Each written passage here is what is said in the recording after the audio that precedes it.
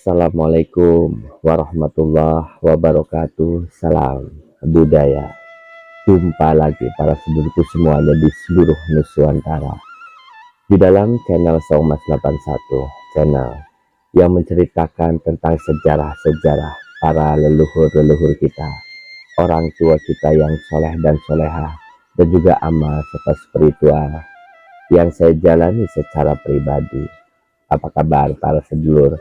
Mugi-mugi para sedulur selalu diberikan kesehatan, waluya jati kelawan rahmat lan hidayah saking kersanipun Gusti Allah Subhanahu wa taala. Amin amin ya robbal alamin. Izin para sepuh dimanapun berada, saya ingin membagikan sedikit cerita sejarah dari babat Tangkil Caruk Kanda, yaitu tentang tajuk Jakatawa Cipta Rasa Syekh Bentong.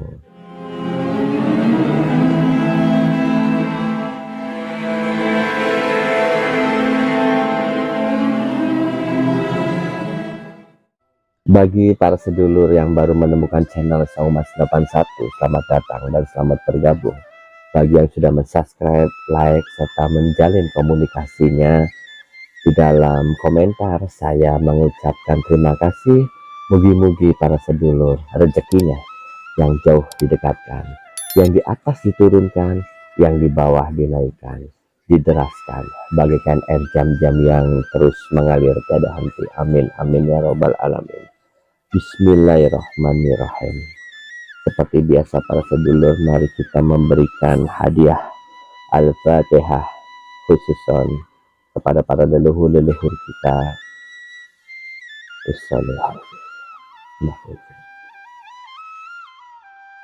Bulan kali jaga dengan gunung jati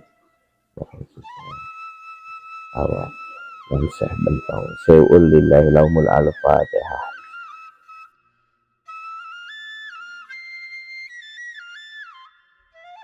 Amin amin ya robbal alamin. Membahas mengenai tajuk di sebuah daerah Pasindangan para sedulur, yaitu tepatnya di tepi sungai Tangkil, terdapat tajuk bersejarah yang didirikan kurang lebih tahunnya 1471, dan makam petilasan juga terdapat di situ, yaitu makam petilasan Pangeran Jakatawa dan Syekh Bentong itu sendiri, yang banyak memiliki syarat akan suatu sejarah.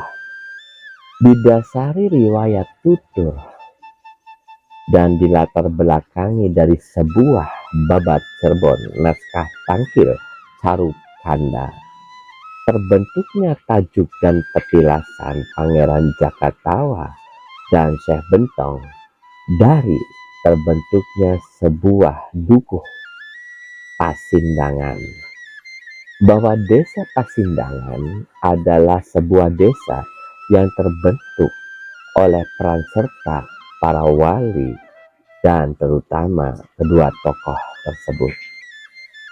Pasindangan dulu adalah sebuah hutan para sedulur di daerah Dukuh Kesenden. Hutan ini dibuka menjadi sebuah perkampungan oleh Pangeran Jakatawa.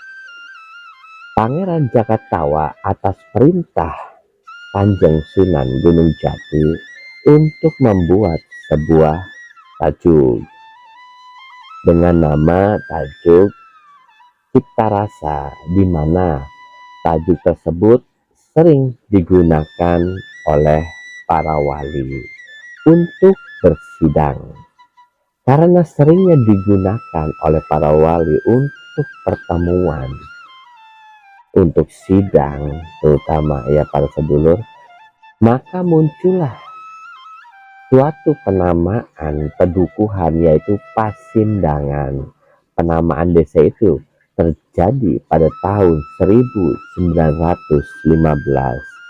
Lalu kenapa kok namanya hampir sama dengan masjid yang ada di Kasepuhan? Kalau di Kasepuhan namanya Sang Cipta Rasa, kalau di daerah Pasindangan, yaitu tajuk Pangeran Jakatawa itu namanya Cipta Rasa. Sang Cipta Rasa, Cipta Rasa. Mangga kita saksikan sejarahnya melalui video berikut ini. Bismillahirrahmanirrahim. Menurut pitutur sesepuh terdahulu dan menurut para warga Pasindangan, Pangeran Jakatawa atau dikenal juga sebagai Jakatakwa karena kerjaan sehari-harinya selalu mengupas buah gayam. Beliau berguru kepada Syekh Bentong. Atas kesungguhan dan ketekunannya, maka Jakatawa diangkat menjadi adik oleh beliau. Dikisahkan suatu ketika para ulama dari Tiongkok mendarat di pelabuhan Muara Jati. Saat itu Sunan Gunung Jati tidak dapat menemui para ulama tersebut, dan pada akhirnya ulama dibawa ke pedukuhan Syekh Bentong. Menurut tutur sesepuh bahwa Syekh Bentong sangatlah sakti, sebab ketika para ulama Tiongkok ingin melakukan sholat, di situ tidak ada masjid yang dapat dilihat secara kasat mata, tetapi melalui bumbung atau bambu yang Syekh Bentong miliki. Jadi ketika para ulama tersebut ingin sholat, mereka harus mengeker dari bambu tersebut agar bisa melihat bahwa di situ ada masjid atau tajuk. Setelah selesai, semua berubah seperti gubuk. Kesaktian yang dimiliki Syekh Bentong membuat para ulama tidak ingin bertanding dalam pemahaman Al-Quran. Para pengikut Syekh Bentong menginginkan pembangunan tajuk agar orang-orang bisa sholat di situ tanpa harus melihat dalam bambu yang dimiliki oleh beliau. Saat pembangunan tajuk tersebut, 4 saka diberikan oleh Kesultanan Cirebon dari Masjid Agung Sang Cipta Rasa untuk membangun tajuk.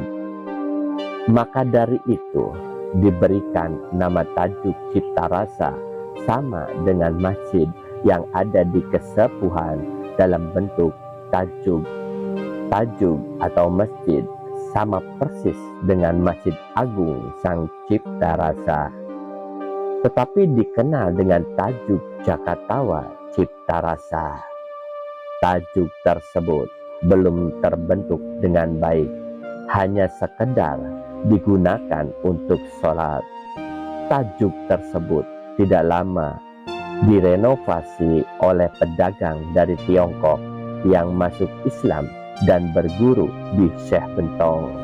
Pangeran Jakatawa adalah salah satu anak Raja Sunda yang menyepi keluar dari hiruk-pikuk kehidupan kerajaan.